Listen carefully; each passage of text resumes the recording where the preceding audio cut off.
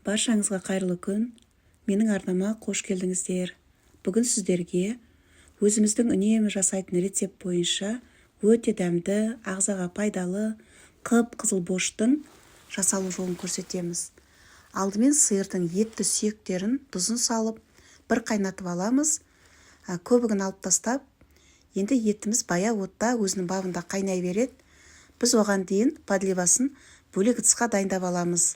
Ыдысымызға 1-2 қасықтай сұйық майды құйып, жуаны қуырамыз.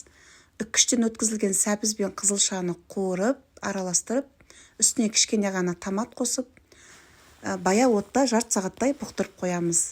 Міне оған дейін сорпамызда өзінің бабында мөп-мөлдір болып қайнап жатыр. Үстіне 40 қабатын салып, ұзыншалап турап, картофын салып, тағы да қоя тұрамыз.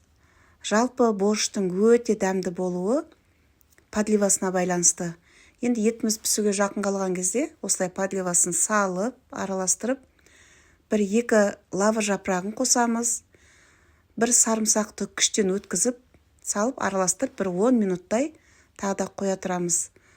Енді үстіне осындай борщқа арналған приправадан 1 ас қасығын салып, тағы да кішкене қоя тұрамыз.